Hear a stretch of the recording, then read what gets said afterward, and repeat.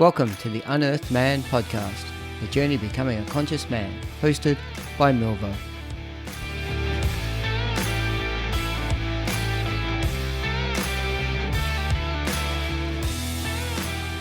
Hey all, Milvo here, and welcome to episode 49 of the Unearthed Man podcast. To kick off, I'd like to acknowledge the traditional custodians of the lands on which we work and gather, and their continuing connection to land and waters. I pay respect to elders past, present, and emerging. I pay tribute to the diversity of First Nations peoples of Australia and their ongoing culture. If this is your first time listening to the podcast, then welcome aboard. If you're one of my regular listeners, then welcome back. I really appreciate your ongoing support. So if you are looking to know more about the Unearthed Man, then you can find me on Facebook, Instagram, and LinkedIn. If you also feel called, it would be great if you can subscribe to the podcast via your preferred app and also leave a review. I know a lot of you enjoy the show, and therefore if you could give back 5 minutes to leave a review, that would be gratefully appreciated. I really love it when I get a chance to have a face-to-face chat with men that I've engaged with over social media for a period of time. And that was definitely the case with Voy from last week. His courage to overcome his shyness and step into his discomfort is to be acknowledged, and has now landed him in a position to be a leader for men and allow them to feel safe in stepping into the areas of discomfort. My guest today connected with me post the launch of the podcast with Jabba Gala and has been a supporter of the podcast since then. I had the opportunity to listen to a podcast that he was a guest on, and it was very evident that he was a man I had to chat with. I was so keen to have this chat that I had an extra episode into season 2. He is an Aboriginal man, descendant from the Punthamara Mithika people from the area now known as Southwest Queensland, Australia. He coaches men to heal trauma guided by ancestral wisdom, drawing upon his own experiences in overcoming life's challenges. The trauma of being removed from his family at the age of 7 into the foster care system, battling drug addiction, and spending a significant amount of his young adulthood in prison. Unfortunately, his story is not uncommon for Aboriginal people of this country, particularly men. Intergenerational trauma is manifesting in numerous ways, and Aboriginal and Torres Strait Island peoples are disproportionately overrepresented in prisons, child protection, and poor health outcomes. His heart lies in community, and through his life journey, transformed his wounds into his brightest light and greatest strength. Forever a student of life and truth seeker, he loves sharing what he has learned and discovered for himself with others. I'm looking forward to where this chat goes, and I'd suggest you find yourself a relaxing seat, a good beverage, and settle in, as this will be an episode that will definitely open your eyes. Welcome to the Unearthed Man podcast, Broc Martin. Hey, Broc, how are you, brother? Yeah, I'm good, thanks, Milbo. Thanks for having me. I'm really excited to be here. Yeah, no, look, it was great. As I said, I know that you sort of connected, I think, after the conversation with Alec Dumagy. You'd sent me a note saying that you loved it. And I know that yourself and your partner Beck have often sent notes saying, "Hey, we just listened to this episode and everything else." So, I'm extremely grateful that you guys are getting a bit out of the podcast. But after listening to the podcast that you did a guest on, and listening into your story and the challenges you've had, but where you're now showing up as a man and as a leader. Both for men, but also for Aboriginal, the community in Australia is just amazing, and that's definitely why I wanted to get you on, so that we could have this chat, because this for me is what the podcast is about: being able to show that although we have challenges that we've had in our lives, they don't have to define who we are as men as we move forward. But we can leverage that experience to help other men actually continue to move forward. So, I'm just super excited for us to be able to have this chat. So, on that point, let's jump into it. Let's talk about the Broc Martin story. So, what was life for you? We've alluded in the intro that at the age of 7, you're taken away from your family. But what was 0 to 7? What was growing up for you in your community? Where was that? And then we can start to work our way through from there. Yeah, thanks, Milvo. And just quickly, your words, were just well received. I just felt that in my chest, and that's a testimony to this work that we do as men, that we have the ability to tap in and feel that. That was so well received. And I just want to acknowledge the traditional owners of the land that I'm sitting on today, the Gungungji people, south of Cairns, and pay my respect to my ancestors, the Punthamara Mithika people, whose wisdom flows through our blood and through this country. So again, thanks for having me here. I'll jump in and just give you a little bit of my background, and thank you for taking the time to listen to my podcast too. You know, that was after listening to your podcast and the men that you were talking to in the conversations, I've just been so moved. I just felt that pull to share that with you because it's such a rare and sacred space for us in this day and age for men. My mother had me early. She had me when she was 18, and she had her challenges in life. Like she suffered with drug addiction. She was adopted out. My father is an Aboriginal man. He suffered alcoholism. So I was born into this turmoil, this dynamic of instability, uncertainty. And even recently, I look back and I realised when I was born, I also had a hole in my esophagus. So for the first 6 weeks of my life, I was crying constantly. And because mum was a first-time mother, she kept going back to the hospital and they put it down to over anxiety, stress, first-time mum. So eventually it wasn't until I was 6 weeks old that they discovered this hole in my esophagus, and I had to make the decision between doing an operation or me having to drink this formula that was really cluggy so it would stay down. And mum decided for me, she was fearful of the operation. So I grew up for the first 6 to 12 months drinking this specialised formula that would stay down in my stomach. So I didn't even realise the trauma in that, you know, that all that unconscious trauma we experience. And I'll touch on further of the stuff that I do remember in my childhood, but just that very first entry point into life. You know, I was this soul that came in and then just like whoosh, that there. And I know my mum left my father when I was about 2 weeks old, 2 or 3 weeks old, so quite early on in the piece. So I was left with mum, and as I mentioned, mum had her own struggles, so it was very gypsy-like. I remember only a year or two ago I was talking to my mother and I wanted to make sense of my beginnings. Like this became really interesting to me, as I think it should be for all people to know where we're going. It's so important to look back of where we've come from. So I started putting the pieces together, and mum sent me the places that I lived from the age of 0 to 5 because they're the years that I don't really remember. And I received that from her, and from that it was like I'd lived in 25 different places by the age of 25 with her, and it got me thinking of what that would have been like for a baby, for a toddler, for a 5-year-old. And I just came to that sense of very, very uncertain, not knowing, hypervigilant, and not just the moving, but the lifestyle that my mum was involved in regards to criminal activity, her own drug addiction, constantly seeing new faces. So I became this is my memory of that age, I became very, very like cautious, and I learned to keep my feelings in. I remember that. I remember I'd get in trouble, and that's all kids do, and I'd require a little smack on the bum or whatnot, and I'd never cry. I just remember I would never show myself to be vulnerable because that would mean I was weak. And for like a 5-year-old to have to adopt that mentality and me to have that conscious memory of that, it just, so that was my life to 0 to 5. And mum at the age of 5 couldn't look after me for much longer, so I ended up going back to my dad. My dad came in on the picture, and I remember him in bits and pieces. I remember his mother, my grandmother.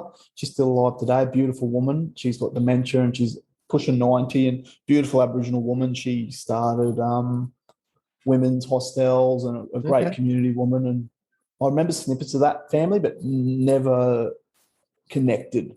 Yep. So the age of 6, I ended up with dad, and he was married to a woman, and she suffered mental health issues. So she was schizophrenic, alcoholic.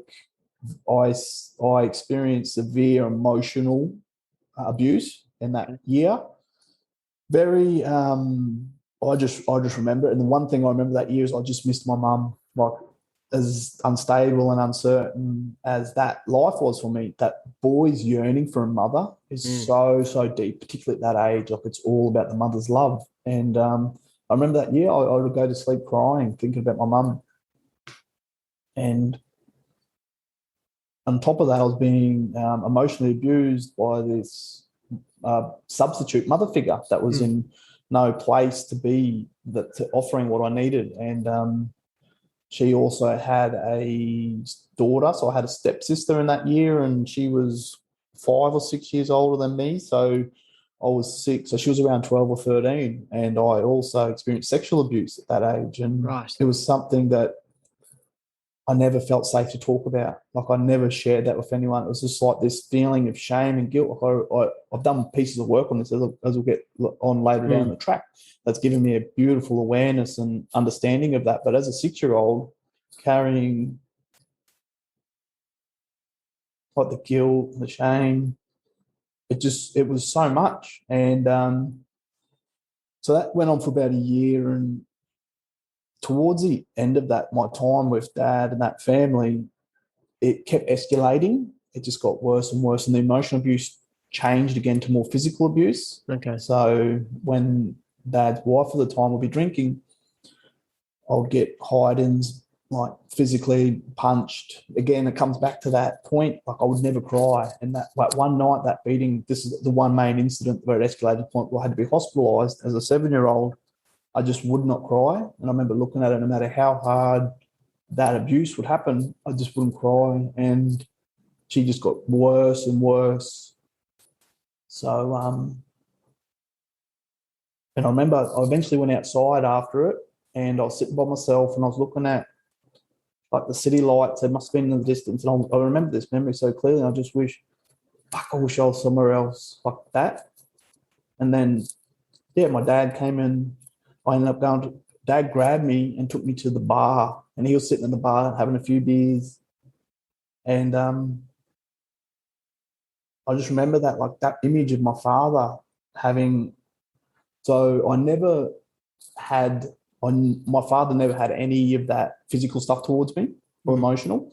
I got this sense of he was in a relationship that was serving a need for him, but that was actually, he'd lost his sense of healthy masculinity. Yeah. And again, that's reflecting back on the work I've done. And after that happened, I had resentment towards my father, and I had resentment towards that woman and that family. And because I went to hospital that night, and then the foster care people came, Child Protection, Queensland Child Protection, and it was instant removal. Straight away, they said, the next morning after I'd woken up, I was taken to a family that I didn't know, a non-Indigenous family.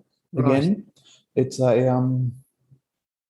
problem that we have today as well, with our Aboriginal children being removed from their families, often for good reason, but the same as often as not very well assessed. Yeah. And it's that removal from culture. It's that it's a severe disconnect that's still occurring, and I'll touch on that later as I moved into the work I've done in that space. So as a 7-year-old, I've entered into the foster care system, and due to the nature of my trauma, my behaviour was manifesting in ways of defiance, rebellious. So I moved from home to home, always moving to a different family. And I have this memory of just always getting packed up in a garbage bag. Never, like, it's one thing when I did start working in the space, I made sure that children that do have to enter out of home care have a suitcase, like just little things like that. Yeah. Yeah. So bringing a sense of value to who they are as part of that moving. I just want to just sort of touch back on some of the things you spoke about, which is, as children, we just want to feel an innate sense of safety. Like, we just want to feel that the people who are there for us can help us feel safe. And, sounds like you just never had that environment. And then as you're talking about, like, that moving between different foster care homes is, there's this whole thing about any attention's good attention. So when we don't feel safe, but we want to be seen and we want to be validated, we can often revert to, any attention's attention. So if I'm not getting the attention through love and being seen who I want to be seen, then I'm going to go into the world of defiance. I'm going to play up. I'm going to be, do all these other sorts of things, because at least then I'm getting some attention. I'm being seen. The people who don't understand that, often the parents, or the social people, or the groups that are making these decisions, just and teachers and so forth, see that as bad behavior and a misbehaving child, and they need more discipline in their lives, but they're not looking underneath, going, what is the underlying cause of why this child is just being defiant, or why they're actually pushing back, or why they're playing up? And I think if more people took time to learn and understand more about that, then I think, just a simple conversation saying, you obviously just want to be seen. So how can we see you better for who you are, rather than for the behaviors that you're displaying? And I think that's a challenge we have as society, because, we want to fit everyone into these little boxes. And when someone steps outside the box, we just don't know how to go about managing and dealing with that. So we put more rules and we put more restrictions to try and keep them back in the box. So, is that how you if looking back, is that some of the things that you felt? Is that some of the things that you thought were playing out with what was going on through those ages? Yeah, so beautifully well said, Milvo. And just when you were speaking, a quote that I live by came to me, and it says, when we see that behaviour in a child, often instead of thinking, what's wrong with you, we need to think, what happened to you?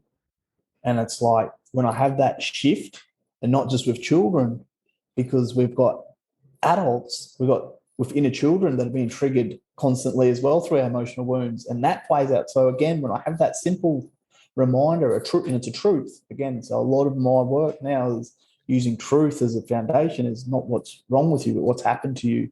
And I can reflect back on my young childhood, and I can see that playing out. That was a way. It's all about communicating needs, and the needs that you quite well said are: I need to be seen. I need to feel safe. I need to feel love. And with all, that's probably one of the biggest thing out of that age of 6 to 12 that I fall back as I did not feel loved or wanted, and therefore it creates this unconscious belief that I'm not good enough. Life's unfair, and that's a massive thing today. I'm still unpacking these unconscious limited beliefs that are running the program. And if I sit up here in my head too long and drive from that space instead of my heart, that is determining my reality today. So I had to go back and look at this stuff with support of men, particularly men that have wisdom. I've got mentors. I've got 2 or 3 mentors in my life today that are just been pivotal in the ability for me to go back and explore this through different processes. Beautiful. And I love what you said then. And I think, just even as a simple message, there's going to be so many takeaways out of this conversation. But that is one of the most beautiful takeaways that I've changed in my own viewpoint. Like when I see, whether it be a homeless person, or when I see something that there's been a massive tragedy of, like, somebody has committed suicide, but, taken out their wife and kids along the way through, like an atrocity in society. You see all the condemnation. My first thing goes, what must have happened to that person? Because when they were born at this beautiful, innocent 0 age, that wasn't this person. So where in society have we let this person down? Where in society have we created something that things happened to this person that resulted in this tragic event? And I feel that's why what you said there, I just touched me so much, because for me, that enables me to come from the heart with love for every person, every human, every creature, because that's in that simple statement you said there is so powerful. And I love that. So thank you for sharing that. That's all. That's huge. So let's talk through, because you talked about this 6 to 12, right? So we got to 7, you've moved into foster care homes. So yeah, there's this challenge now between 6 and 12 where you're moving around. So what does life look like for you? I'm guessing as an Aboriginal child living in non-Indigenous, non-Aboriginal homes, obviously a lot of cultural clashes and cultural challenges that come with that as well. Yeah, I really believed that time for me was all about identity. And it's massive for people today, even as adults, about being able to know who we are, that true sense of, I don't have to do this to seek, and it comes to for seeking approval and acceptance as well, which is deep. So from that age of 6 to 12, I had and it's such a beautiful age. I often look at young boys now at that age, 10 years old, they're so playful, they're still connected to that younger self, but they're still, and I just look and I just in awe and wonder of that beautiful age. And it makes me reflect on what was happening for me. And I was there, like I started forming friendships at some schools, and I felt nice, it felt right, and then it could change overnight because of like that change of placement, or that foster carer might decide they don't want to be a foster carer anymore. So from the age of 9 and 10, I had a stable placement for 2 years. Mm-hmm.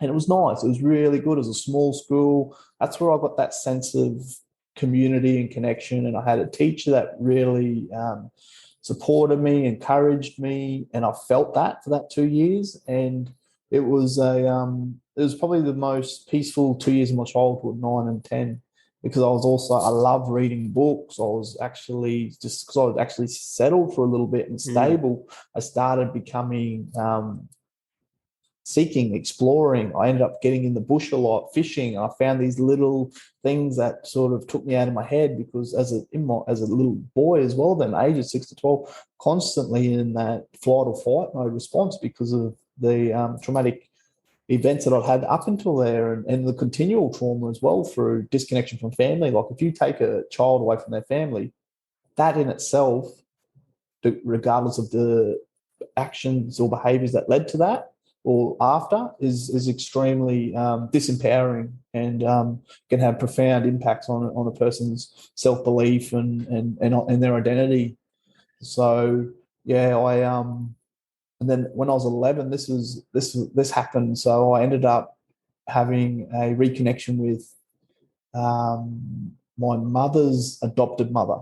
So forgive me, it can get a little bit complicated. That's and okay. even for all us Aboriginal fans, like it is. But so my mother was adopted as well. So she, at birth, so she had this mother figure who's her adopted, and I called her grandma. Mm-hmm. And I remember bits and pieces of her as a child when I was with mum 0 to 5. And she's turned up, and they've brought me into an office, and I've met her for the first time since I was 4 or 5. And she said, I want you to come live with me. And it was all this, and this is as an 11-year-old. I was like, wow, I've got family. My mum was on the scene on and off. She was in and out of prison. I'll get a phone call every now and again. But always, again, I just realised the importance of that longing and yearning for my mother. Yep. It's just such a deep, deep calling. Like I just missed mum out of my whole life. I missed her the most. And so here was this grandmother figure, and it seemed like things were going to be like, yeah, it's great. So me and my younger brother, my mum had so when I was born, mum had me at 18. Then mum had 2 other girls straight after me pretty quickly. And that adopted grandmother adopted them children as well, because mum was so deep within her addiction that she couldn't look after them 2 girls. Then mum had another 2 boys. So when I was 11, my younger brother Kane, he would have been 2. So me and my youngest brother, biological brother to my mother, went and lived with this grandmother. Mm-hmm. And it felt so nice. I had my little brother Kane, who I just loved it dearly. Yep. And at the same time, my other brother had been born in prison. So mum was in jail. He'd been born in prison.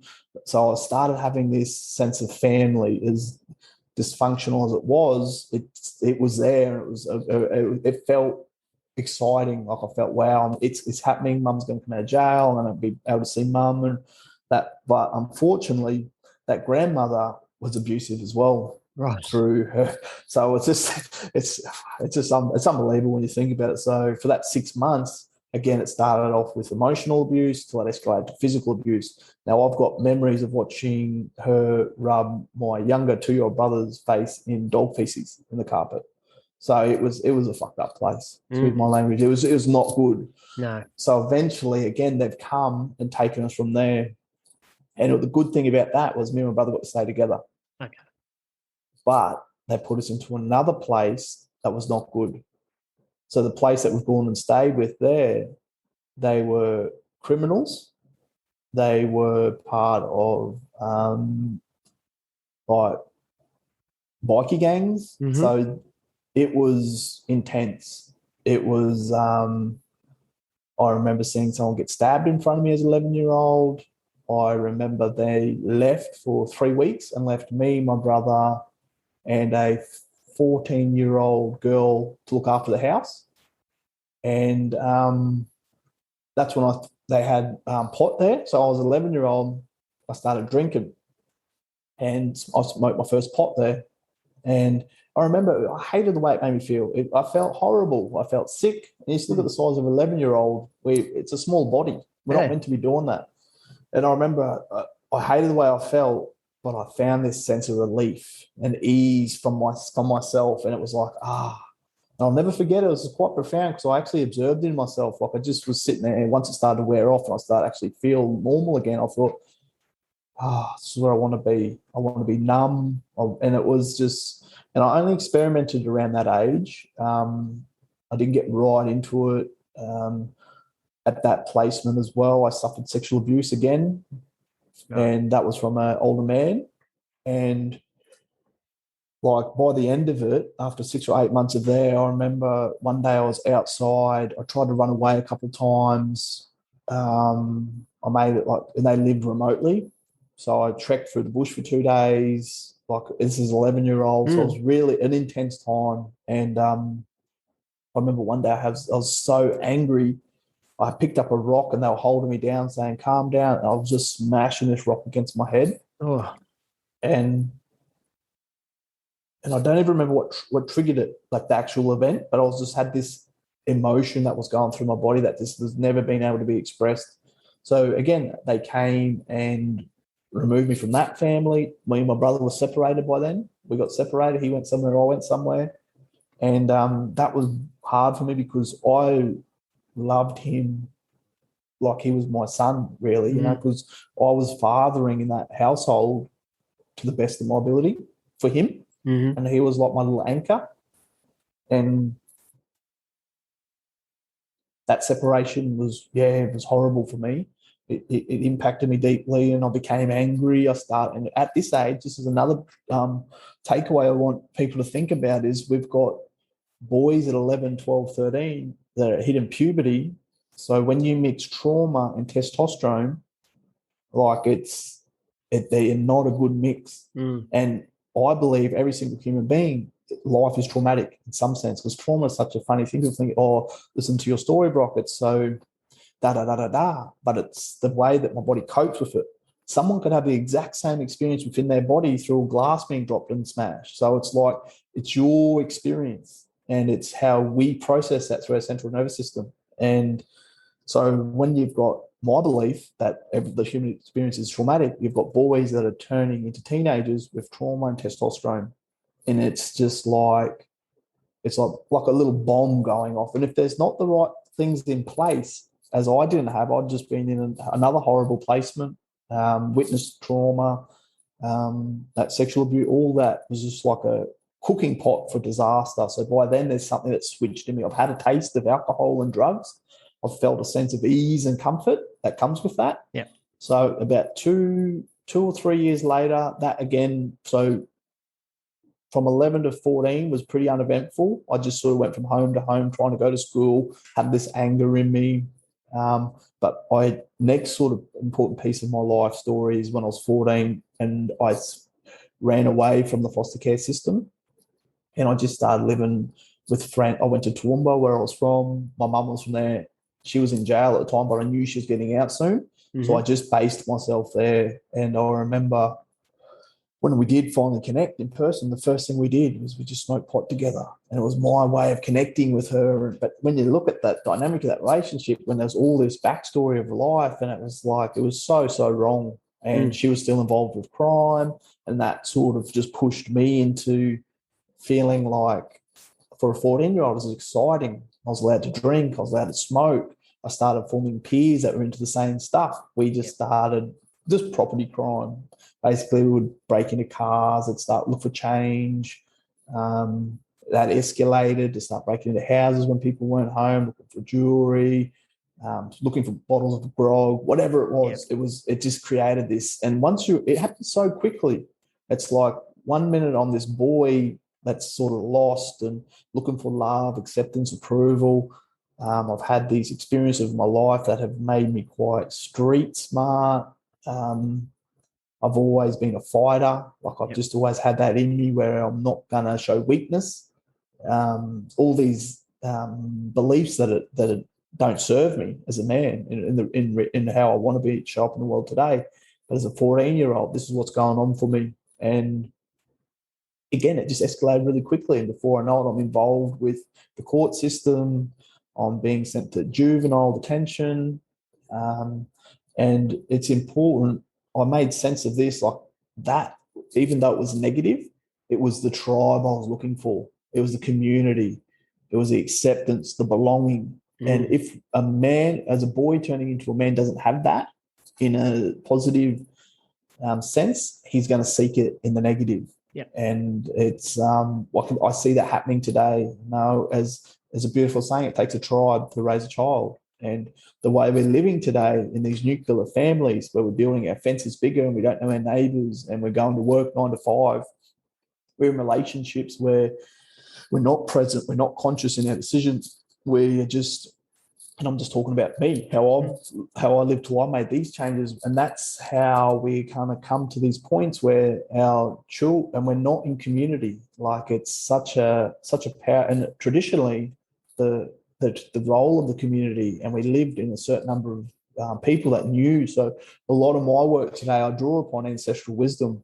I believe that we have so much to learn from our ancestors, and I just put myself in the position to be open and just explore how I can implement things from our ancestors that worked beautifully. Connection to nature, sharing, all these beautiful elements of our culture that a lot of people don't actually know about Aboriginal people. Like that's another thing in itself is the racist history of Australia. And I get it all the time. I've got fair skin. So as a child as well, growing up around people that would say stuff and just that piercing into my heart, and sometimes not being able to say something but then become angry, or other times stand up and say something and cause conflict. Or then when I'm around Aboriginal people as well, that feeling of not being Aboriginal. So it's just so deep how all these layers that go on to for Aboriginal people. And again, I can only speak for myself. I'm not an expert or that, but I can only speak for my own Aboriginality, Melvo. So that was a really important time. And I found that connection in that subgroup of my Aboriginal peers where we're doing this. And it's happening today. Youth in detention are still, the percentage is way overrepresented for Aboriginal people. Children in foster care, like I'm in Queensland, I can only speak to Queensland, but I know we're something like 40% of children in foster care. Yeah, Aboriginal, and we're 2% of the population. I don't believe like my work on this earth will not stop when we've got the resources, we've got the knowledge, we've got the goodwill.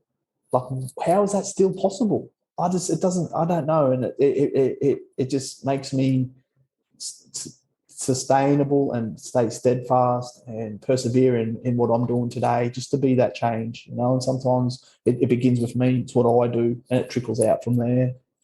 I just say, there's a couple of things that we want to cover off in amongst it. I'm just trying to unpack where I want to go with all this, because you've just touched on so many different things. I'll touch on probably the end piece, which is, the one thing that I feel, for me, that the terms that keep coming up is around disconnection, connection and disconnection. For me, the ancestors. And the one thing that I'm sort of learning is a bit about, I'm capable of tapping into the combined group of ancestors that have come before us, because I have a belief that, yes, we've got multiple Indigenous cultures, but from a spiritual world point of view, they actually all come together to create one ancestral group that knows how life lived. And that spiritual group provides us the direction about where we should be heading, not where our heart wants and our egos want to take us, but where we truly should be heading. And so I'm learning more and more to tap into that combined spiritual group. And by that, I don't want to have any disrespect to people who have direct lineage to specific Indigenous groups. So my Indigenous group would be somewhere back in England, Ireland, right? And there is some level of Indigenous or tribe way back there. So for me, it's tapping into that. And it's a bit about, as you said, this nuclear society is actually about the more that we can have people disconnected in tapping into this universal energy and tapped into community, the more we can isolate them out, the easier we are to control. And there are some people, I think, that if I think from an English-Irish colonialism point of view, we had this stripped out of us hundreds and thousands of years ago, right? And if I want to really look back through those times, even back to Romans and all these sorts of things, like that was stripped out of the white folks a long time ago. So I can see why we have this level of disconnection now. It doesn't mean it's right, but that got stripped out purely because of how we've run under the Commonwealth system and kings and queens. I look back in the Australian Indigenous and it's only 200 odd years. And I say that with no disrespect, but we've only been here for 200 years and the damage we've caused in that 240 odd year period is horrendous. Because what we've done, in the world of corporate change, there's a bit of a rule of thumb that says if you want to do cultural change within an organization, you've got to allow around about a month for every year that culture has existed, for every year that corporation has existed, right? So if we think through, if someone wanted to do the change with Aboriginal, which is completely wrong, right?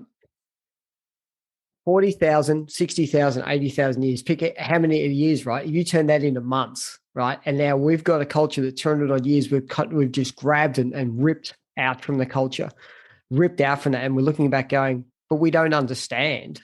We don't understand why you're acting out like you're acting out. We don't understand. It's like, well, first of all, we shouldn't be trying to understand. We should be learning. Second of all, because we're creating this massive disconnection that is not innately nature to our Indigenous culture. Like the innate nature is only 200 years ago. Like we're only talking 3 generations, maybe 4 generations of people that just lived on the land, knew how to care for the land, knew how to be completely in touch with all the story, the song lines, the dream time. Like that led their direction. And so for me, I get angry and I get upset, but I'm like, okay, what can I do about it? Part of it is having guests like yourself and Alec Dumagy on the podcast to be able to get out that message.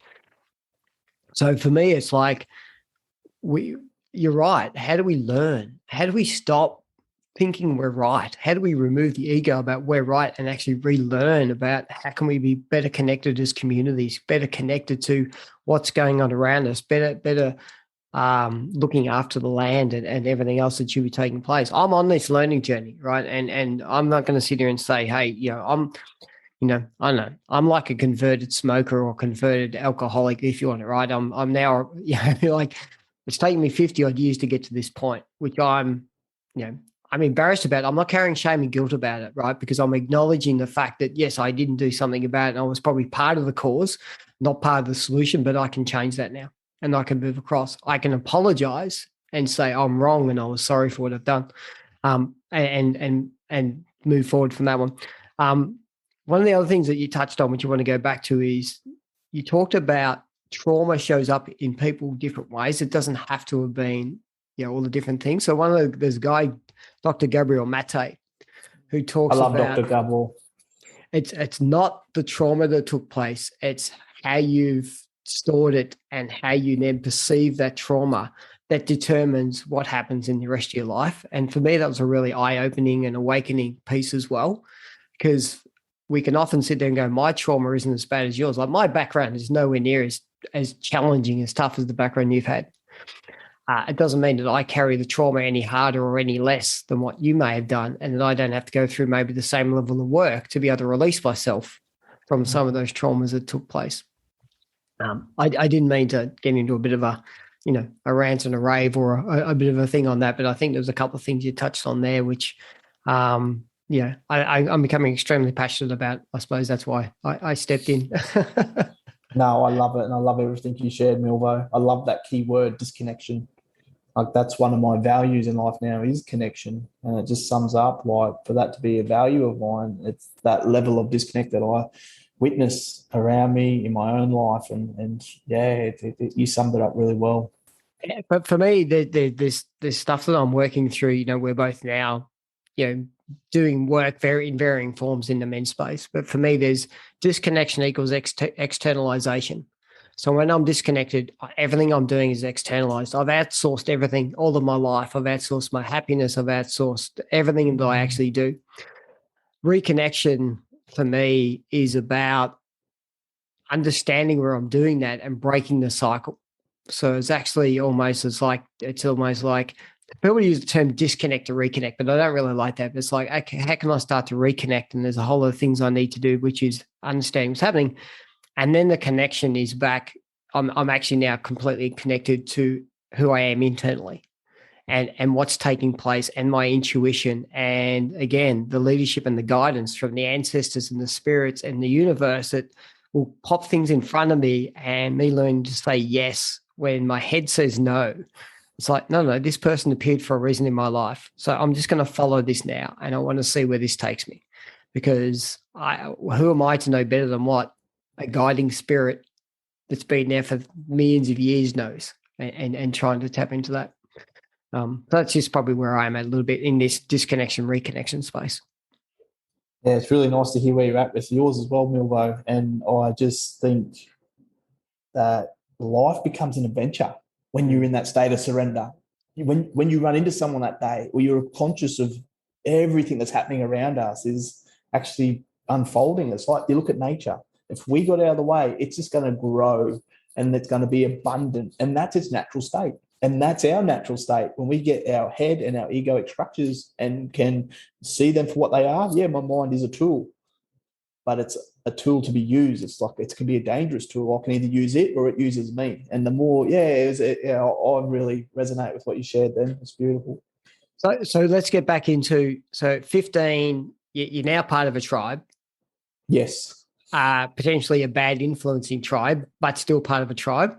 So now what's life looking like for you? You're into petty crime, cars, houses, but still feeling now part of something. So what's that journey start to look like for you now, Broc? Yes. So I'm feeling part of something. And it's also important to note at this point, my drug use has escalated. Right. So 15, now I'm injecting speed amphetamines, and crime is getting worse as well in regards to how much I'm like. It's become a lifestyle. Like that's my life. I'll go to juvie, fatten up, eat some food, get out, just straight back into it. No respect for any authority. Becoming violent in regards to that boyish. It's like that 16-year-old where I'm not quite a man, but I'm still developing, and it's like, well, I'll fight you. I'll do, like all this, and especially in juvie, it's like you're either bullied or you fight back. And so just having that forced upon a developing teenage boy as well is another dynamic in itself. Yep. Just finding my place in that and how I stood and the ability to feel safe and through protecting myself. So that's happening. Again, chucking drugs on top of that, especially heavier drugs, the speed, again, coming back to that trauma and testosterone, and then drugs on top. So quite chaotic time, in and out of juvie constantly. And the next sort of piece of the story would be when I became 17, which in Queensland, you're classed as an adult in the justice system. So you become a man as a 17-year-old. Yep. I started using heroin to become my drug of choice. Very addictive. Crime again has to support this. Very expensive drug. hanging around the older people that are in that scene of addiction lifestyle and that. So exposed to the manifestations of trauma, really. We're all in this place. And as a 17-year-old, I was stealing a car and the owner of the vehicle came and interrupted me. So we got into a wrestle. I ended up jumping into the car that he pulled into and drove off in that. So the charge that I got charged with was robbery with actual violence. Okay. So I was 17, just about to turn 18, and I got taken straight to prison. And I was on remand for a while. Takes a while, goes through the court systems. I was on remand for about a year. And then I finally got sentenced to 3 years for that offence. Okay. So when you say on remand, is that on remand outside the prison or on remand inside the prison? Inside the prison. So Right. on remand without bail. Yeah. Okay. And that is actually a pivotal point for me as well, as an 18-year-old going into prison and having connections from juvie. So everyone that's in that, it's just so common. The transition is like seamless. It's effort. Like you're in juvie, it's only a matter of time before you're in prison. So I'm in prison with people that I've known for the last 2 years in juvie, identifying as this Aboriginal man and being gravitated towards the older Aboriginal men that are in jail. So it's that year of just looking at who my role models were was completely dysfunctional. And what I learned to respect and what I thought created value and what I thought I had to do and be to be a man I was getting the wrong narrative. But again, as human beings, we're so adaptable. You put anyone in any situation, we're going to adapt. We're going to adapt. And the thing that I can take away out of the most is the abnormal became my normal very quickly. And that involves using drugs in prison, fighting, just that whole world is a different world within itself. So I got sentenced to 3 years. So from the age of 18 to 21, I was in this prison. And I just did my time, and I didn't know anything else. I didn't know there was any other way. I just thought, this is life. This is my lot in life. I did accept responsibility. I knew, I knew the game. I knew you do this, you get caught. This is what happens. I knew you do this, you don't get caught, you get away with it. Like I just had this understanding of cause and effect relationship with my reality. And I got out at the age of 21 after that 3 years. And I was out for 2 weeks, committed more crimes, just breaking enters again. I think I got caught for breaking enters, just that stuff. Because I'd had that history, I went back for another 2 years. So I got sentenced to 2 years again. So here I was at 21, just finished 3 years basically, and had to snip it out, and was fate just this another. And to me, I remember that feeling when the judge gave me 2 years. I was like, yes. Like I thought I was going to get more. So I remember that's wrong to have this, to be so great. Like it was just a really interesting feeling to think, oh yeah, I've only got 2 years. Like I think that was good. And but that prison sentence is a pivotal point for me, because towards the end of that sentence, a new company took over the prison, and they were from England, and they repoliticized the jail and said you either need to work or learn. So you either go up into the woodwork shop or you do an education course or whatever it was. And as a 23-year-old at that time, I was like, I'm not doing any of that. I was rebellious. And if you didn't do it, you just got locked into yourself for so long, and whatever, they cut off your TV or privileges or whatever it was. But the alternative they offered to me said, we've just started a drug intervention unit. Would you like to go into that? And I remember I had no intention whatsoever to stop using drugs, no desire at all.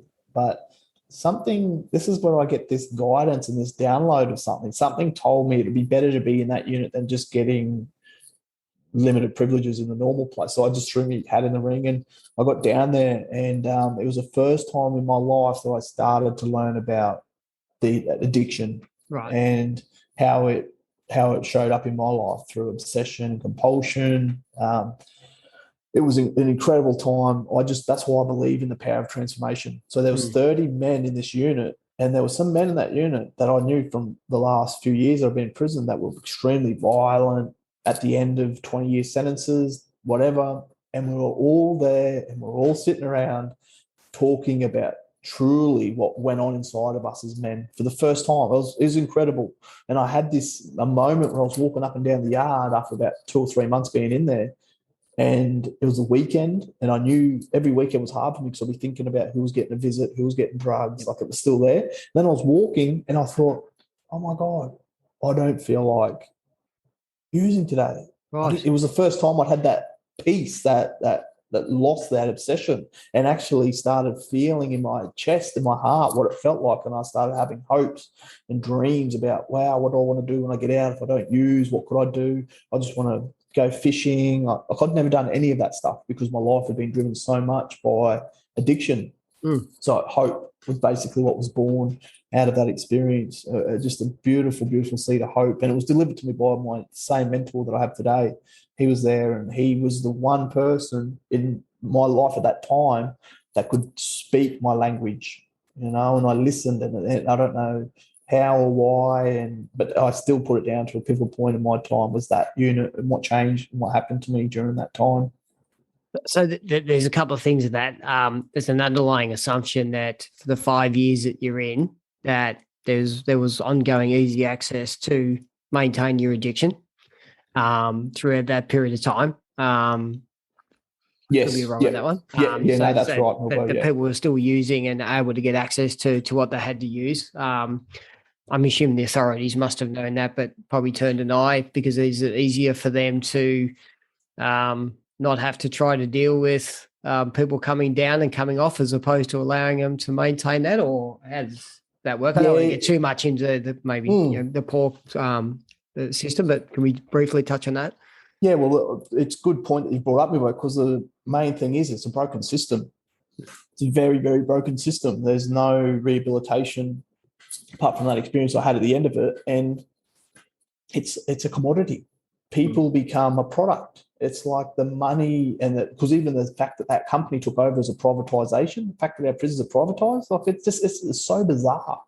But yeah, to answer your curiosity as well, there's corruption, there's accessibility, there is people that try and stop it and that, but yeah, it is widely available. Okay.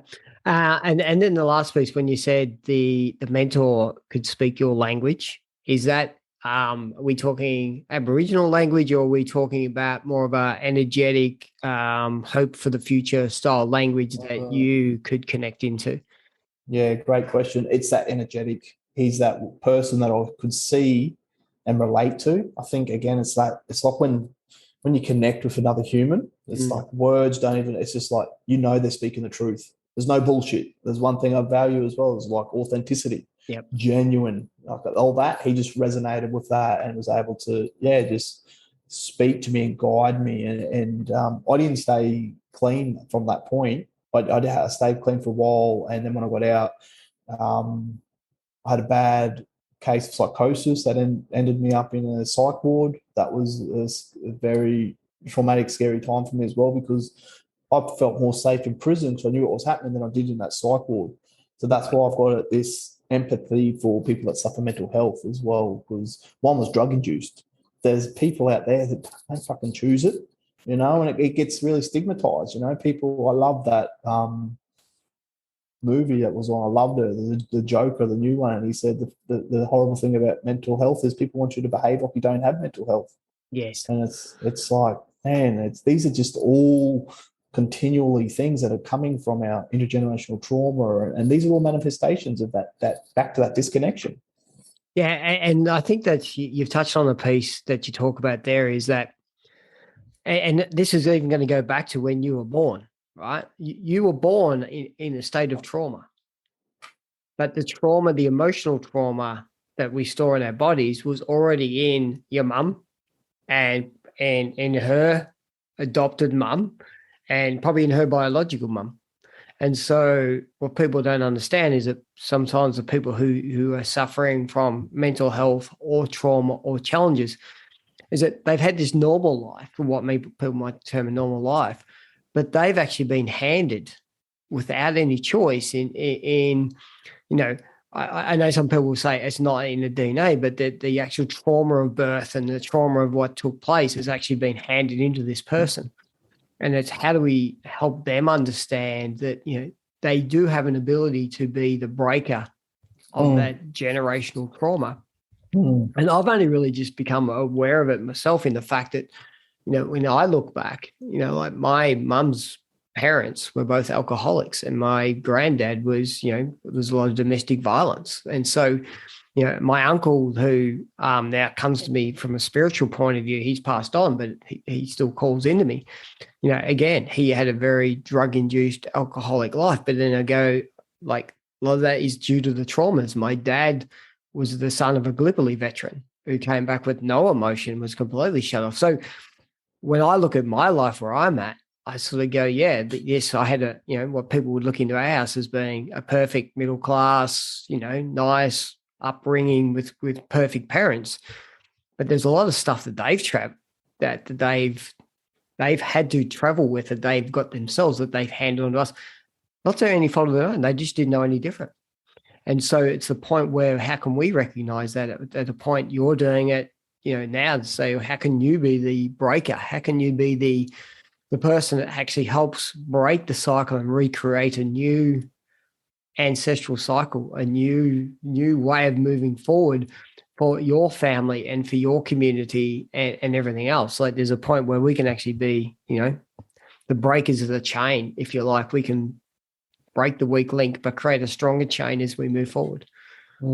Yeah, I love that. I love that I view myself as I am responsible today. I have responsibility and I have choice, and I can create my own destiny and narrative. I am the author. I'm the artist of my life, and it's only through the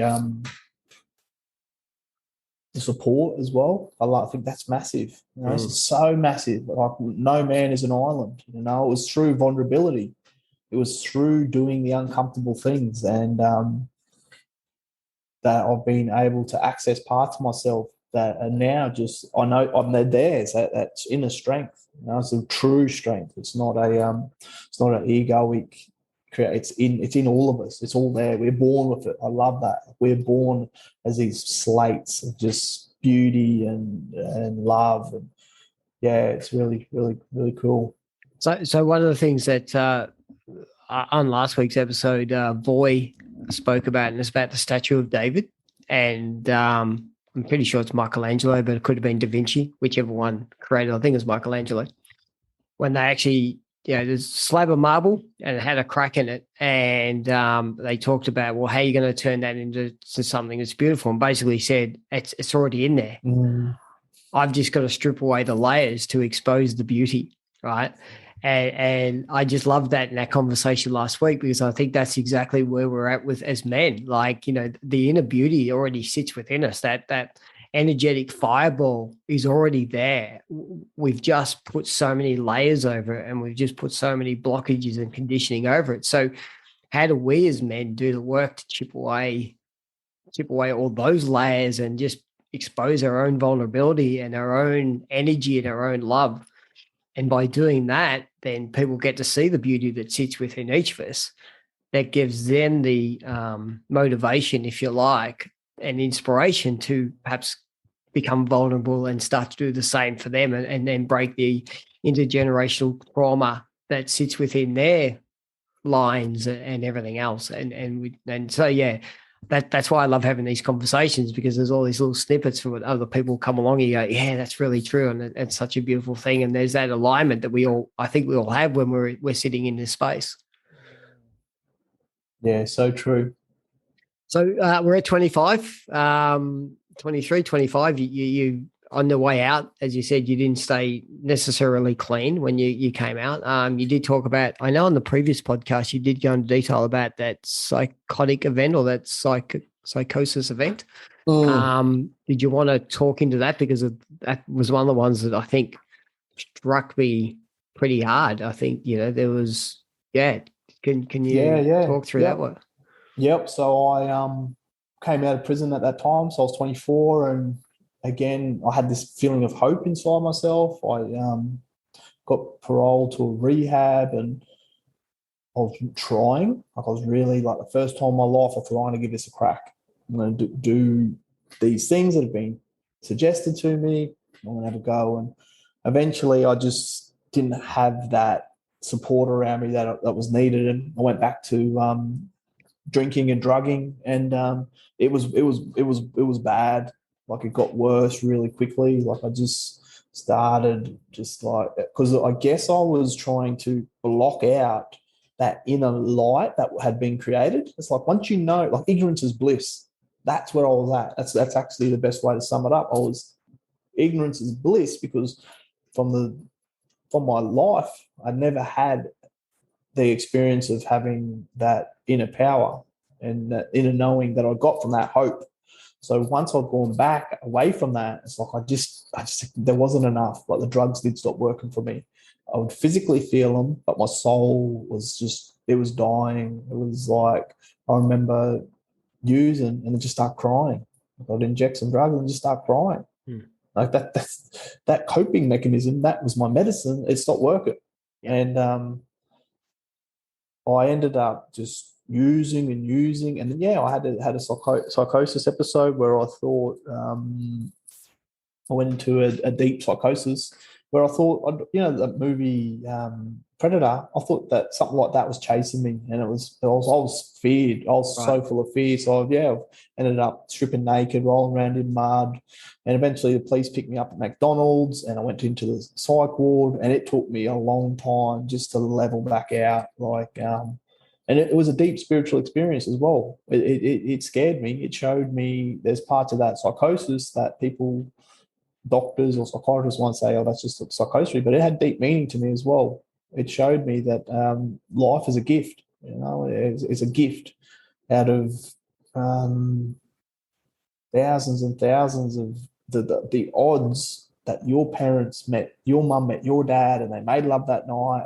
The possibility, the probabilities is in the billions for this soul to exist. And I had that at that moment in a shit place. But it's often in the darkest places we find parts of ourselves that mean the most. And so that had a big meaning to me. And I came out of that slowly. I ended up going back to prison again. And that's what really grounded me to get back into like a route. Like, I needed to go to prison to be able to come back into routine and just safety, because that's how abnormal my life become. I need to go back to a place that was horrible just to level out, and that happened. And I got out in 2011 from that, and I was 24 years old, and I just I'd had enough. Like I said, I just knew something had to change. And I rung up a rehab, and I asked for admission, and they said, great, it'll take about 6 weeks. And I just remember so scared that I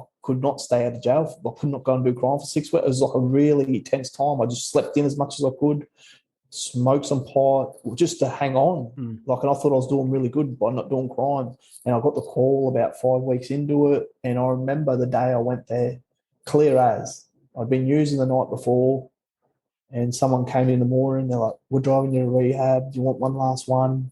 And I just went, no, I don't want to rock up there, Stone. I just said, no, that's it for me. And I'm glad I did, because I got there and I rocked up there with a shopping bag with some clothes, and that's it. Like, I had nothing. My spirit was broken. Physically, I was 24. I just spent the last 5 years in jail, basically. Very disillusioned. What I thought I knew about living, what I thought about being a man, and it was a gift of that desperation of not wanting to go back to what I'd experienced, them spiritual rock bottoms, them lows. So I didn't stay at the treatment centre for long, but enough to just detox. And then I just I would have been 24, and then I just started 12-step programs. I just immersed myself in that. I just marinated in it, and it's exactly what I needed. It was just I was loved back to life. I learned principles, I learned processes, and it was really gentle for me. I just done that, and it was uncomfortable. It was new. I remember I'd never had a license. I'd never paid rent before. I'd never made a doctor's appointment. I remember I'd never gone to the dentist. All this stuff that people just learn growing up. I never played. I'd never played that game. So for me, it was gentle and slow and forgiving, and not only learning new stuff, I had to unlearn a lot of unlearn a lot of stuff. So that year was quite incredible for me. It was really slow. I met amazing people some that are still in my life today as very dear friends. It's very special when you start a journey like that with some people and you're still a part of each other's lives, where from where I'd come from to where I am now, like just what's happened in that time has just been unbelievable. If I'd written down what I thought I want in life when I'd started this journey, I would have sold myself so short. I just ended up going back to TAFE and did my year 10, 11 and 12, which was incredible. I remember going there, and the first day I walked in, I had all this anxiety and fear, and like I sat down with the guidance and just chatted about what I wanted to do, and it was such a big thing for me. It was incredible. And then I remember a few years ago I walked into one to deliver a talk around a subject that I'm familiar, and I was just like, I had that moment. I was like, wow. Just the comparison of where the ever evolving in the moments that life give us, to just say, look at where you were and like that there. So it's been an incredible journey. Like I did my TAFE and I ended up learning about, for me to have peace and purpose and feel whole, it's about what I give.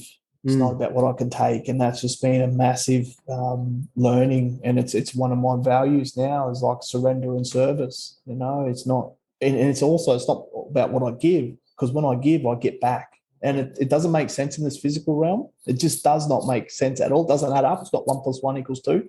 But in the sense of the spiritual world and that realm of whenever we get, and I've got hundreds of stories, like hundreds. I remember one, I was sitting there and this person was talking about a donation that we had to make to a charity that resonated with me. And I had $100 to my name. So I was a student for that 2 years, just going to TAFE and just living off the rock and roll. What, $400 a fortnight is not a lot, but I had this happiness and glow in me. Like I was doing stuff, I had purpose, and they were talking, and it just hit me. And I was like, you know what? I'm going to put my last $50, and I gave it. And the next day, my uncle paid for my registration to play football. It's like $350, and I was just like, that's just one quick one of just how unbelievably, when we get out of the way and surrender, what comes back to us. Like I just try, and it's, again, I know this, but the head takes over. Even today, it's like, wow, okay, drop back into the heart. But I learned a lot in that first year or two of living newly, going to TAFE. Learning just life, it was really, I learned more about myself. I started doing some writing, journaling a lot, connecting with my ancestors and the universe and love, God. It's all ice cream to me, different flavors. I just learned to connect to that, what it means to me. And I started doing stuff. I finished that TAFE course and I had this sense of, wow, this is what I am capable of. And I've been given this gift of a life that had so many wounds that I can connect and touch with people that necessarily not everyone could. And that's through young people that might be in foster care. That's through young people, the people that have been to jail. Like I'd find people that have been affected by mental health, like all these areas that through my life experience complemented my ability to empathize and have compassion and be non-judgmental. That's one thing that I've always just been able to look at the situation, and the ego will quickly try and take us off. No. And then just that, because that life experience is ingrained in me. It's not like something I have to create. So, I ended up going to university after that. I went back to university and did a university degree. Like that in itself, I'm the first person in my family to do something like that. And it's not through me just waking up, getting out of prison and, geez, I'm going to do this. It's through the guidance and support of having a tribe, through having men that will tell me what I need to hear. The hand that pats my back is the hand that holds me back. I've had men look at me and say, what you're doing is wrong. And me having to sit with that and, okay. Yes. And that's the most growth I've had. It's in that place that pierces through the armor and the vulnerability that I can say three things that I consciously try to say as much as I can. It's, I was wrong, I don't know, and I need help. And it just opens up so much. I've taken that into my professional world. I don't know. And it's like, it's an invitation to be taught, to be shown. And it's that vulnerability is like, I don't need to know everything. And guess what? I will never know everything. Like the universe is such an abundant intelligence of just that I cannot even begin to fathom. I just know I'm where I need to be now, and I need to be open and in that state of surrender, and that's when I'm in the best place. Absolutely. Again, just a beautiful pathway that you spoke on there. I know we won't talk into the 12-step process, but I'll just let people know that there's confidentiality within the 12-step process because of what you go through and the people that you go on that journey on, and that's part of that trust and the growth journey. But when you work through levels of consciousness from an energetic and a consciousness point of view, effectively, the 12 steps enables you to start at the bottom and move up to effectively, this above the line, 500 odd, level. If you map it out, from an actual, I suppose, numeric point of view, and then that's where just open love starts to sit and being of service to other people and knowing that there is a greater purpose for us out there than the individual. And that purely by being of service to others, what you put out there from, I think from, I suppose the Eastern world of karmic and everything else, what you put out there from a karmic point of view will actually come back, and it will come back in abundance.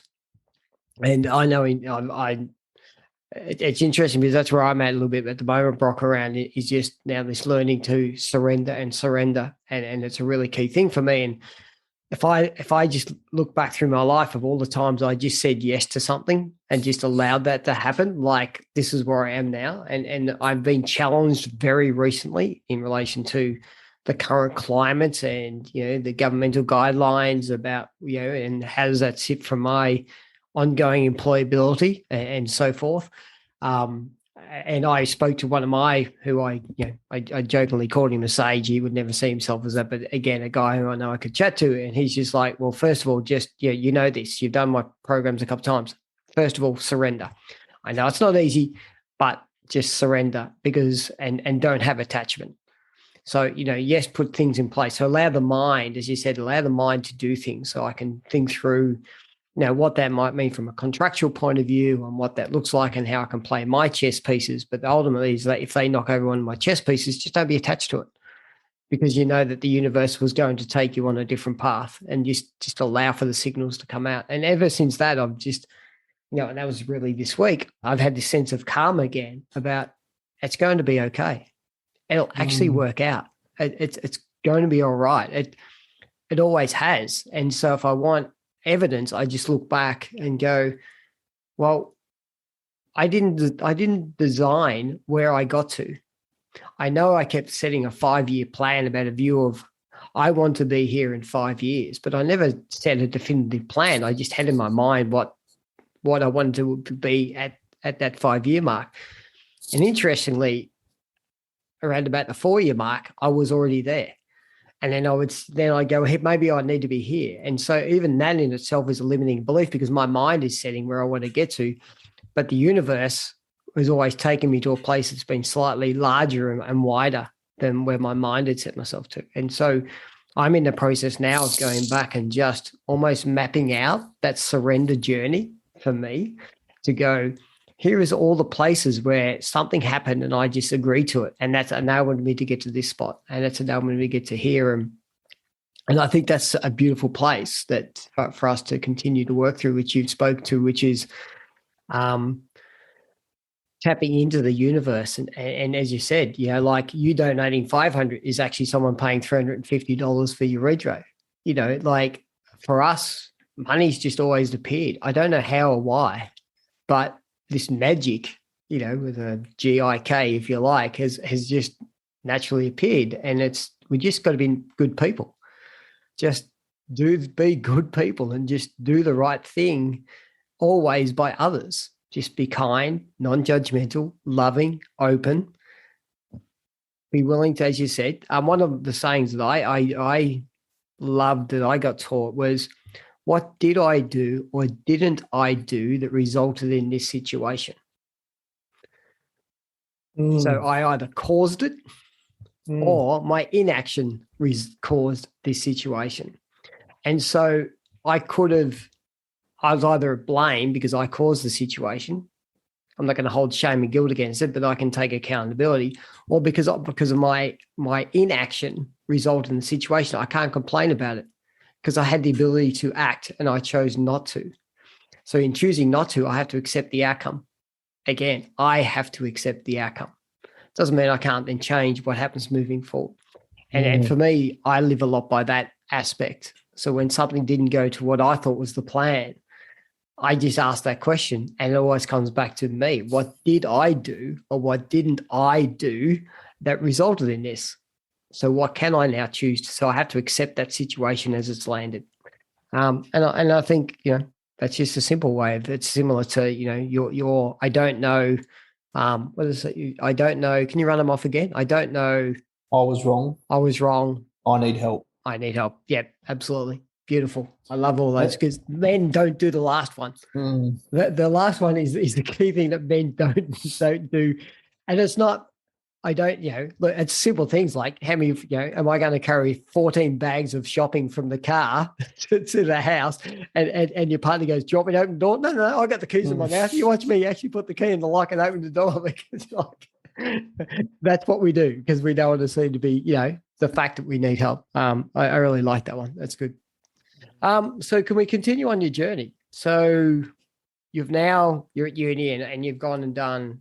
Well, I'm really keen to probably, I'm keen to land where you are now, but I'm keen to also get your view, to be honest, as an Aboriginal man, about where you see we're at with Australia and the challenges. We alluded at the very start, right?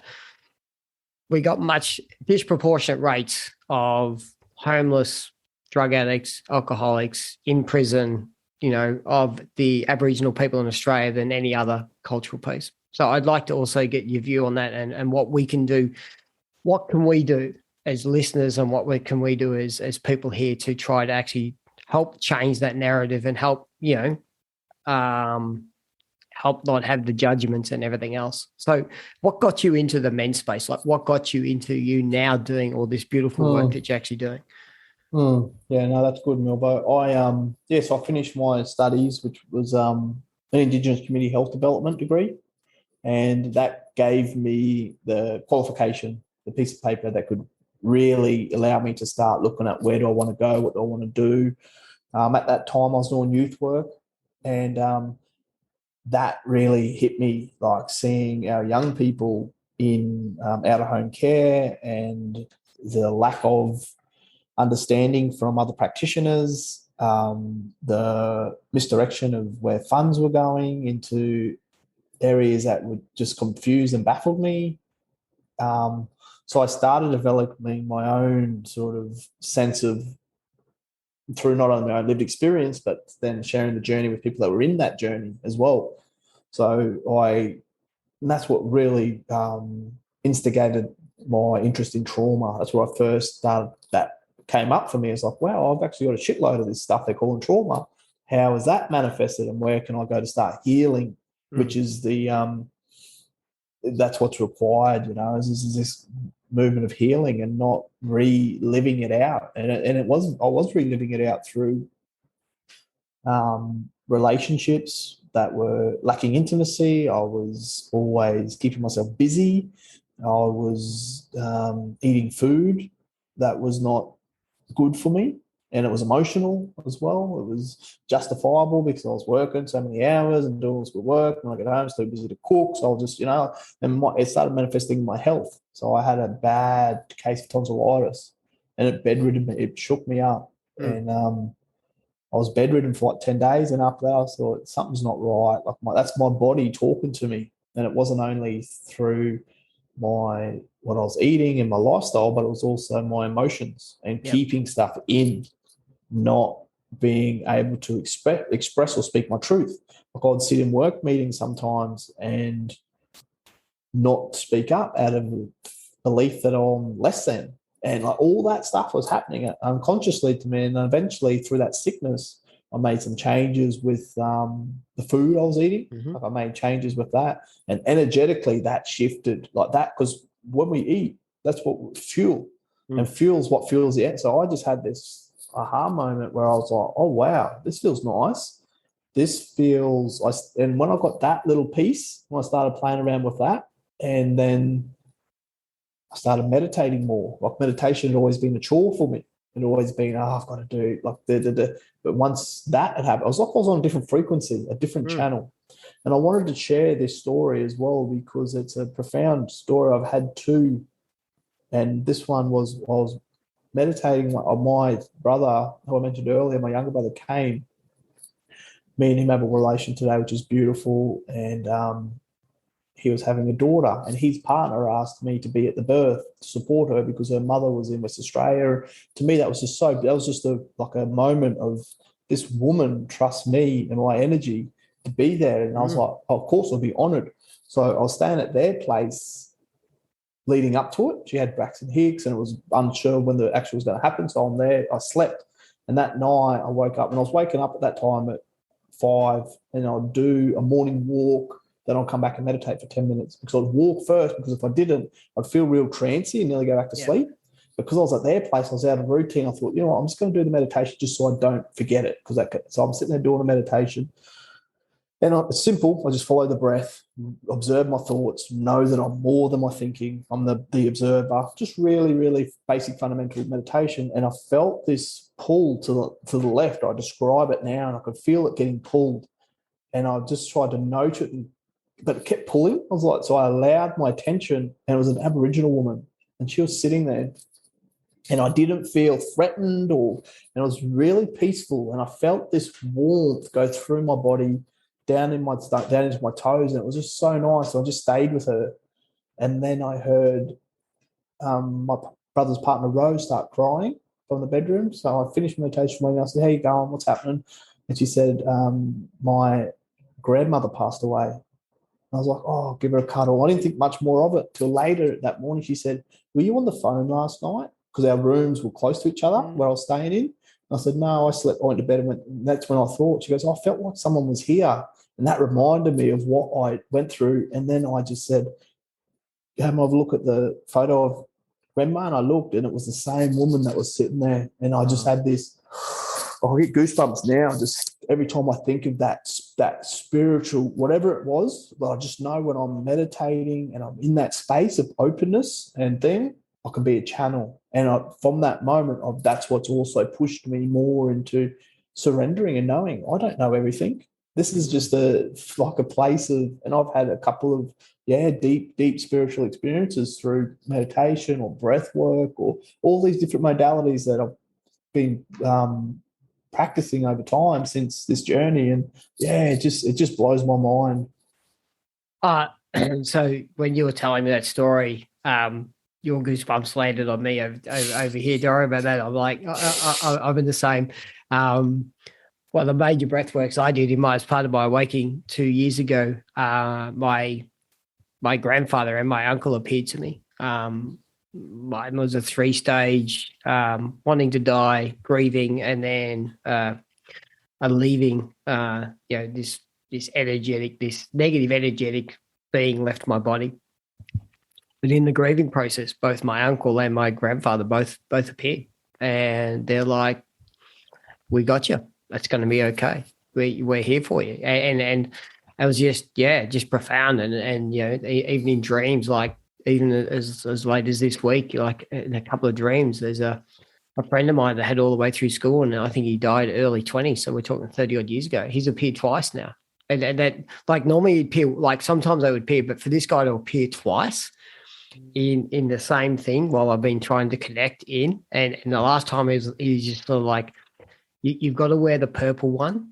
And that's what I would like you to do for me. Just wear the purple one. And he was talking about a purple necklace. Now, I've got a round amethyst crystal that I bought when I was in Amsterdam that I got called to buying when I was there again a couple of years ago.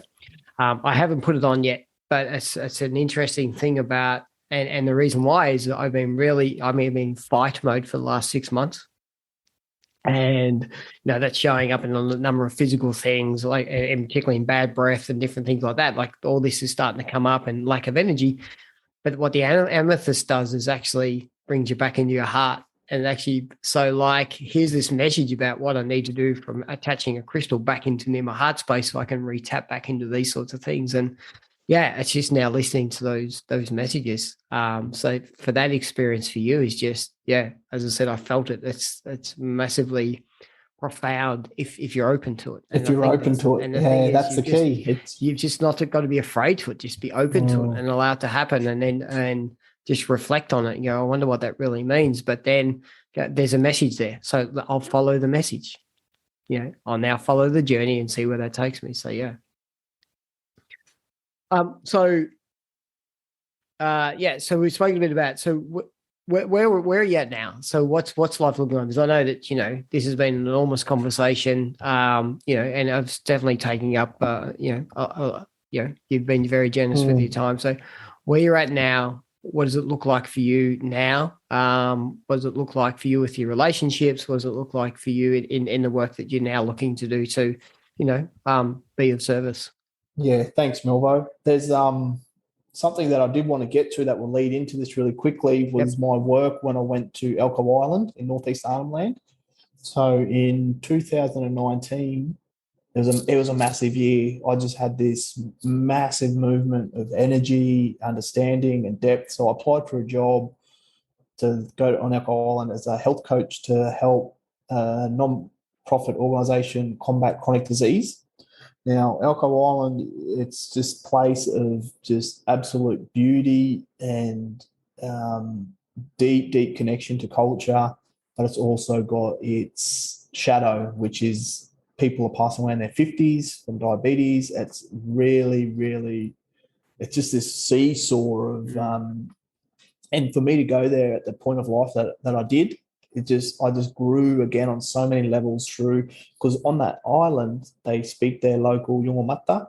So English is a second or third spoken language. I'm an Aboriginal man from disconnected culture down in Queensland, but just that, I gave as much as I could that from that place of my heart, of service. I was passionate about what we were doing. We were achieving great outcomes.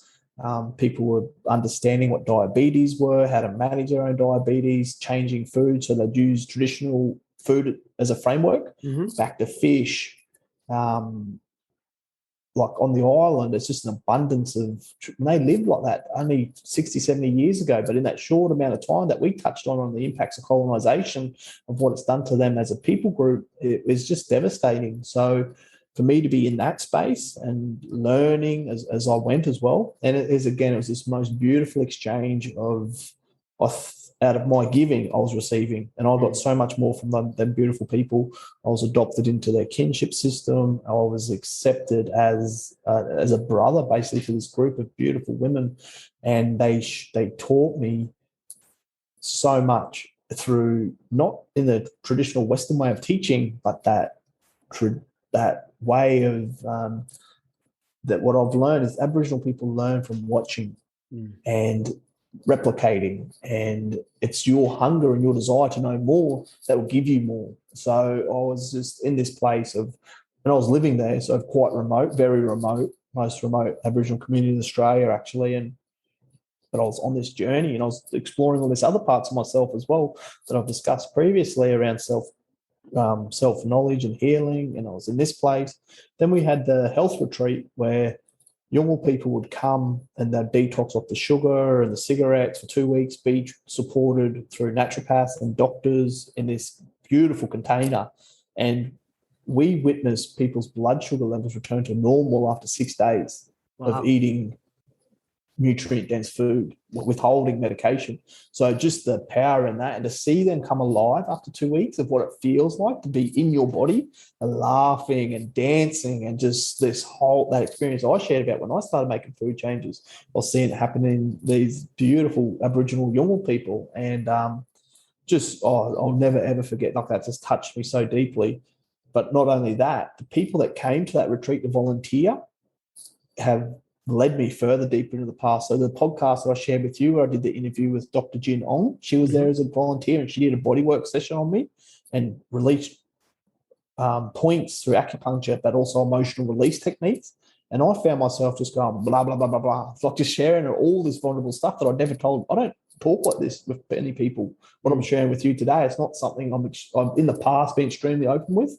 It's sort of been a tool that I'll use when it serves the purpose. Yep. But I've changed that more recently. But anyway, I shared all the stuff with her, and fast forward a year later, she rang up and said she was doing a practitioner course to be able to deliver emotional release work. And I was like, denied. Financially, it didn't make sense to me. COVID had just struck. All these, but I remembered the experience I had with her, and something inside me said, do it. And again, I just didn't know how it was going to happen. I said, I'm in. I paid, went through the course, and it was really profound because you're in this group of 12 other practitioners, but you've got to do the work yourself in that container, and doing it with them. I was the only man in the group, which is another thing. I find myself in these things that I'm going to, be it breath work or whatever modality that I'm going to, it's we're missing men. And the profound impact. I thought I'd done a lot of work over the last 8 years through my 12-step, all this other stuff. But when I got into that level of feeling what's going on in my body and being able to express it and release it, just that was big. There was another gentleman at that retreat, David Burke, who became a mentor of mine. He is an Enneagram facilitator. So he came and delivered a workshop, and I started chatting to him. He said, I own 50 acres down in the Gold Coast hinterland. I said, I'm from the sunny coast. He said, if you ever visit, come and say hello. I run meditation retreat weekends. Then COVID hit, so I went and stayed with him for 3 months and did an internship with him where we had to meditate 3 times a day for 20 minutes, do a bit of contribution to the community, and just I learn about my personality. I learn about how it operates, how it's triggered, my desires, my fears. So I'd had this 3-month intense of learning about me and realizing that. So that was, and I also did something with him that's the hardest thing I've ever done. We did a 5-day silent meditation, but we also had to meditate 7 hours of the day on the hour, every 3 hours. And just what I took away from that, through the noise in my head and being able to observe who I am. And again, I had a deep, profound spiritual experience at the end of that around, and also a lesson that I could never have done that alone. No way in the world. You couldn't pay me $1 million or whatever to sit there for 5 days and do that. But with a small group of trusted people, we did that. And I was like, oh, yeah, I can do. It showed me, like, again, no man is an island, community, togetherness, that connection. And then that's that. So all this stuff came from that one retreat. I met my partner, Beck. She was there as a participant. Right, yep. So we didn't connect too much there, but she came to Elko Island a couple of months later and as a volunteer, and like all these profound stuff is happening. It's all none of my doing. I didn't, like, I was just being in the right place, showing up, being present. So I've been on Elko Island went there in 2019. I've only just left. I left the last year. I was living on an outstation supporting a dear friend of mine with his fishing industry. And also, it was a good way to stay with the people, tap in and support them without having the pressure of it work. Yep. Because burnout's massive. And I didn't want to be sort of the person that was there and then left, because Aboriginal communities all over Australia, that's the story. The doctors fly in, the nurses fly in, they get teachers, burn out, they leave. And the Aboriginal people, especially the young, are sitting there wondering, like, what's wrong with that? Or whatever that dynamic is creating, it's not healthy. I've seen that, so I just decided to really stay there, get grounded, feel like a part of the community. And it was incredible. But I did a retreat at the start of the year that was profound as well, called Path of Love. Highly recommended to anyone that wants to do it. I had heart openings, like 5 or 6 in a week. And I had this connection with myself that was indescribable. So after that, I went back and something was telling me it was time to move on. And I just wouldn't listen, because the people I was living with, as beautiful as they were, it was very isolated, and like my gifts were not being shared or whatever, however made sense. But I just ignored it. And then in July this year, I was driving a car back to Arnhem Land, and I came around the corner, and a car was in the middle of the road, and I veered to miss it, and I went to the bull dust, and I rolled the car 1.5 times at 90 kilometres an hour. Jeez. I'm so lucky to be alive. Like, it was in an old Hilux. There was a tyre hockey strapped and chained to the back, a spare. it flipped up in the flip and wedged itself in between the chassis and the tray and took all the brunt of the impact. So, goosebumps. Yeah. I walked out, I had a scratch. I had a 67-year-old uncle, my uncle mentor as a passenger. He had one cut on his arm. The car was totaled. And it was just this whoosh. That the next 2 months of my life are the hardest I've had since I've made this journey. I had self-sabotage come up. I tried to end my relationship with Beck. I felt alone. I felt unsupported. I was like, all this dynamic was happening. But you know what it was? It was me not listening to that message that I was getting. I was refusing to trust my intuition. So that was a financial loss. All of it, there was no insurance. I got lost like $20,000, which I just saved over the last year or two. So I just was just broken, and I had support. It was intense. Like that story in itself, we could have done a whole podcast about what happened on that. But that's pushed me to, in September, heading back to the Sunshine Coast, catch up with family and friends, and me and Beck just travelling up the Cairns without a plan. We drove up here, nowhere to stay, no job. We just felt called to drive up the East Coast and start looking at land. With the way that Australia is at the moment, we're very focused on making sure we're secure in some sense and not going to be dictated to. So we're very much around sovereignty. So that the decision for me to go back and have to work for a year or two, we thought, well, I'll do that. So I'm very employable, got a very good skill set. And we just started driving up the Cairns, and I also volunteered on a program in that little transition called Rights to Passage, Young Boyhoods to Manhood. That was incredible. That was like, again, I could talk about the profound moments I had on that last month. It was run by a good friend of mine, Andy Roy.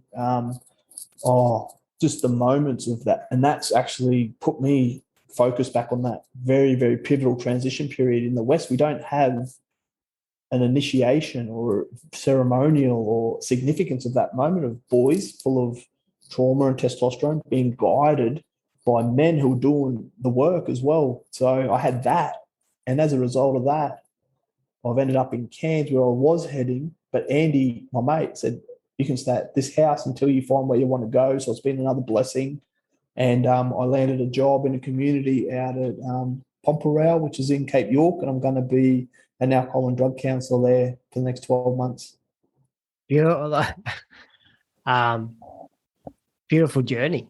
Like just an amazing, beautiful journey. And as you said, it's, where you allowed the journey to take you, it's worked. And where you weren't listening, the universe literally threw something at you to slap in the face. Come over and listen. It's interesting you touched on rites of passage. And you're right, it is a completely different podcast. The three of the men that I've interviewed this year over in the US, there's a guy by the name of Jedi Azuma with Rising Man, and they do this rites of passage in the US, and it's very much based on Native American process. And effectively, you go out into the desert for 4 days on your own with only water. Like that's part of the process. But there's a lead up to it. There's the 4 day where you go through a profound experience, and then there's like a settling in process afterwards, an embodiment process. It's intrigued me, but I'd wanted to know, how do we do that in Australia? Because there must be a way that our Indigenous cultures have done this before. There must be rites of passage. There must be ways that we can take Western people through ancient ways of doing it. So outside of this, I think you and I will certainly have some conversations and chat to, is it Roy that you said? Andy Roy. Because I'd be very intrigued to understand how we could expand that. How we could actually make that happen. I've recently moved to a coastal town down in Victoria. There's people down here I want to connect to from an Aboriginal point of view that sound like they're really connected to country here. By the time this podcast comes out, I would have gone and spent 3 days on country in basically a men's gathering, which is about connecting to country. So there is something that's been calling me into this space for a little bit, and again, you've listened to a podcast, we've had a conversation, we've now had this, there's some alignment there. So I'm not going to say no, I'll there is something to discover here. And I think we continue to move forward and just see what that looks like, because I couldn't agree more. I think I was never initiated, and when I had my kids at the age of 30, I was a boy having kids. I would say that I probably haven't even gone through this awakening process or this initiation process probably until like I'm in my 50s, and to a degree I'm still learning. So I think, I see in the corporate world I operate in, it's just run by boys. And that's not judging or putting down the people, but how they operate and the mindset and how they go about it is just, it's just traumatized boys acting out as men, trying to live in this world. And it's like, well, how can we help these people transition earlier? Yeah, it's massive. I had last month with that experience, it just sent that signal. This is where I need to be aligning myself with, because exactly like you said, it is missing. And Andy's been doing it for 15 years, and I'm in awe of what they do there and how they use processes and the separation from mother and the challenge and the embodiment and the whole of the community holding that space is profound. And my mind started going straight away because I've watched initiations in Arnhem Land. I've been part of that ceremony, and it's just like there is a way for the beauty of this, because it's needed. It is really, really needed. So whatever the universe unfolds and however that presents, like I'm just so open, and it's beautiful. Thanks, mate. I think I'm going to, because again, we could probably continue talking for a few hours here. And I always have to be aware that, listeners will listen to the podcast, and sometimes it gets to a length, they go, maybe I'll skip this one. And I don't want them to feel that they're going to jump over this, what's been an absolutely beautiful story. But one of the things I do ask the men that I have on here is just to leave a bit of a message, like what's a bit of a summary or a bit of a, I suppose, snapshot or something that you would want to leave the men and the women who have men in their lives.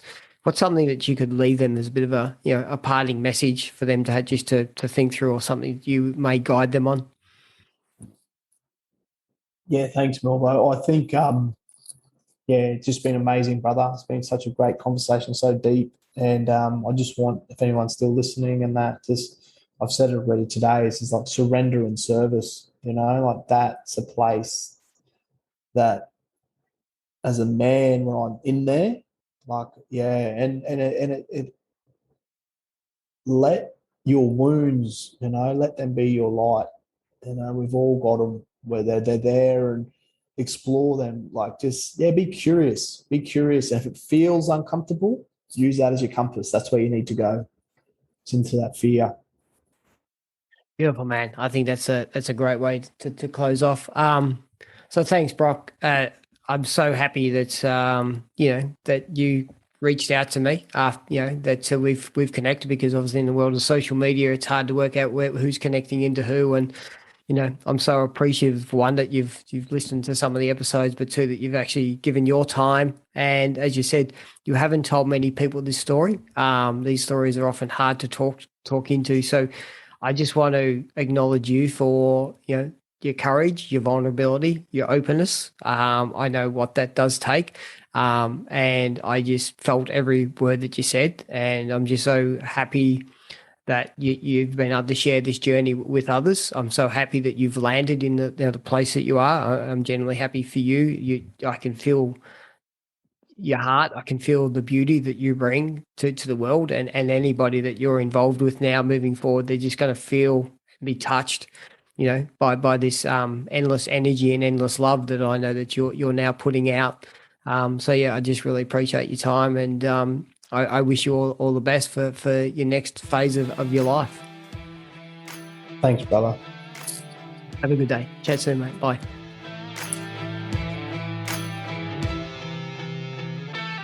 Hey, also, that was Broc. As I said at the start, hopefully you had enough beverages. Hopefully you're still tapped in at this point in time. That was a great conversation, and I think that's a real eye-opener for people to understand. And it's not about comparing traumas, but there have been some really challenging lifestyles that people have had to do, and in particular in our Aboriginal community in Australia. This is not something that's a one-off. The two people I've had the privilege to interview today have had very similar backgrounds, and if you go and read any of the books about what's taken place in 1770, you'll just see that there is a lot of tragic events that are taking place that are just I think driven from fear from a Western society of the unknown, and that we've got to just tap back into the beauty that exists within our Aboriginal culture. We can actually share it. It's not the Aboriginal and First Nation people actually want to share their culture with us. It's so true and so strong to them, but they actually want us to integrate into it. They don't want us to be, to be shunning it. And so that's all I'd ask. Do your research, look into it, go with an open mind, and put up your hand and say, I've been ignorant in my life. I've been conditioned to believe the wrong things, and I can actually be part of the change moving forward. So again, thanks, Broc. I really do appreciate your honesty and openness that you've had. So I'm going to wrap up there. So that's episode 49 of the Unearthed Man podcast. You can find me on LinkedIn, Facebook, and Instagram. And as I said at the start, please subscribe and please leave a review. That'd be great. So sending you much love and care, Milvo.